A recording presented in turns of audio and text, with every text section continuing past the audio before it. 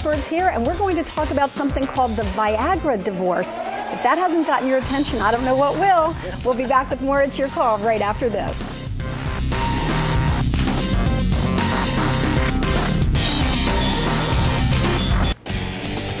The breakup of one of the country's longest marriages, that of Al and Tipper Gore, has prompted our discussion this hour on why couples choose to divorce after literally decades of marriage.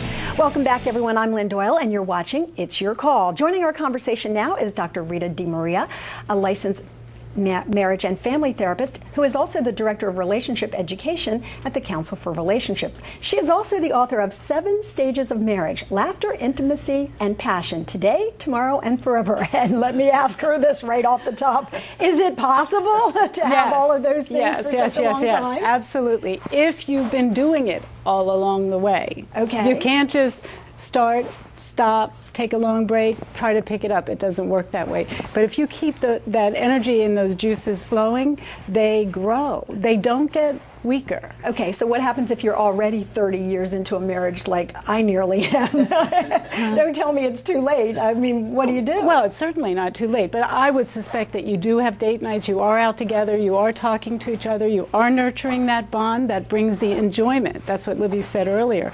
The enjoyment comes from the physical closeness and intimacy that people share. So when you look at the Gore marriage, and I have to say this, that we're looking at it from an outsider's perspective, what do you think went wrong there? I suspect they didn't have the time, attention, the energy to spend on that private bond between them, with the travel, all the life challenges they've faced, and the circumstances, depression, children being hurt, career issues that nobody else would ever have to deal with. You heard Lynn say that she used the term saddened, not shocked, not surprised, but saddened that a marriage of that longevity would come to an end. Why not just stay married and continue to lead your separate lives? I don't get it. Well, why should they? Right. That's not fair. Right. Why shouldn't they be able to go on and find another relationship if they want, or do what they want? Or reinvent themselves. Exactly. But I think it scares people. I think it is sad, but I think it also scares everybody because everybody wants to know what went wrong. Well, there are indicators, there are things that we can look at that will say what went wrong,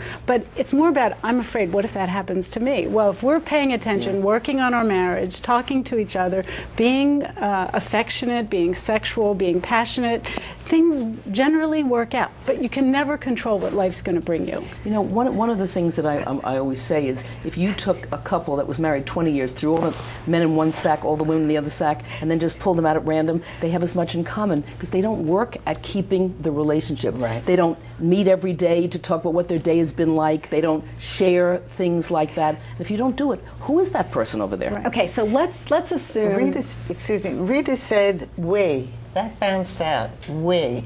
In some marriages, we're not a we. Exactly. Well, that's the problem. And if you're not a we, word. that chemistry, that bond, that, when we fall in love, it's a chemical reaction. If you nurture that chemistry, that's what creates that sense of we. And you can be around couples where you feel that energy.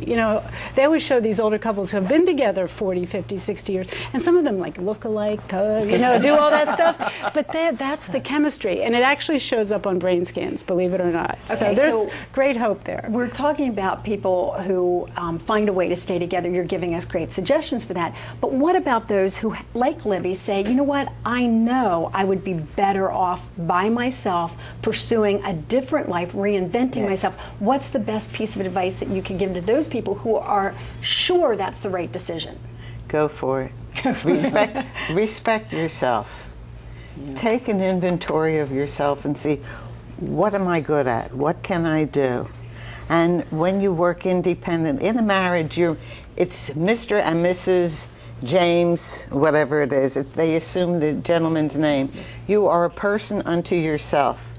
We're wives, we're mothers, but now sisters, and now I'm a person. But you said something very important. You and your husband agreed. There had to be discussion. There had to be some mutual decision and agreement. That's a whole lot different than when I decide I'm leaving and too bad for you. But in their that's case, the woe is me situation where, right. Oh my God, my husband's left me. What am I going to do? And that's what I see. But the question that you ask is a very important one. Planning, balancing. Am I better off here, or am I better off there? Make your lists. What happens if I leave? What happens if I don't? And what can we do to work on it? Right. You know, a lot of people, if they do work on it, I've watched people fall back in love again. They need communication skills. They need to work on their relationship. They need to get that we. When I see people who have been married for a long time and I think they're just growing apart, I send them to Rita. Okay, but let's say that doesn't work. You give it the good old college didn't try, work in our case, and it didn't work. Then what do? Then you get divorced, but you try to do it in a way that you look. These two people are still going to have to stand together when their children get married or their grandchildren get married, graduations. So you want to do it in a way that they don't hate each other, right? If and that's, possible. That's and what they we're going to said talk they were about going to do now. this with respect. Yes, they did, and we believe that the Gores will. But a lot of people who are watching the show don't have the luxury, the financial luxury that the Gores have. So we're going to give you some advice on how, if this is a decision that you're making, you can proceed in the most civil way possible. And to do that, we're going to go to the telephone line, where we're joined now by Bill Donahue. He's an attorney and an accredited professional mediator with Transitions Mediation Center. That's in New Jersey and also in Pennsylvania. Bill, it's good to have you with us. Thank you for your time. Thank you, Lynn. It's nice to be here. So tell me how people can pursue a divorce and remain civil. Isn't that an oxymoron? Well, no, it's really not. And one of the things that I stress with my clients, and it's the reason I call my practice transitions, is that they're moving forward into another stage of life. And what they have to ask themselves is how they want to do it. And they can do it in a very adversarial way through the litigation process, or they can do it in a non-adversarial way in the mediation process. I would imagine that the one thing that most couples, whether they've been married a year or 50 years, fight over is money. Am I correct? Okay. The second thing I would assume is if there's been another person in the relationship. But let's start with money. How do you suggest that people move forward and reinvent themselves and have a life after divorce when money is always an issue? Well, money is almost always an issue, but in mediation, the most important thing about it, among many things, is that it can save them anywhere from thousands to tens of thousands of dollars in legal fees and court costs. So if you have people who are concerned about their finances, what they really want to do is marshal their resources so that they can go forward into their new lives. Yeah, that's great if they're working together, but what if somebody's trying to hide some money, like he is trying to hide money, not Gore, who we're seeing on the screen, but that they go in mediation and everybody's honest about the money, or that they're willing. You know, the anatomy tells you where the most sensitive part on a man's body is. I'm here to tell you it's his pocketbook. Okay. Bill, can you stick with us for a bit? I have to take a quick break, but can you stay with us for our last segment? Sure, I'd love to. Thank you. Okay, hold on for just a second. We are going to take a quick break, and we will talk more about late life divorce and whether it's worth it. And of course, as I said, that Viagra divorce, what happens when there's another party in the relationship? What do you do about that? All of that's coming up.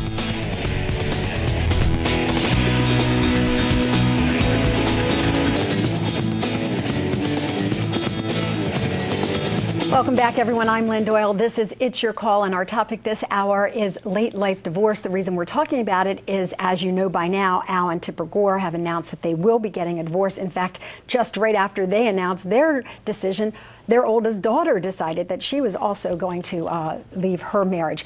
In this particular case, they all say that there is not a third party involved. But in many late life divorces, and in fact, Lynn, you see it every day, in many divorces in general, there is a third party. There's allegations of infidelity, a long-term relationship, a one-night stand, whatever it happens to be, it's the cause of the divorce.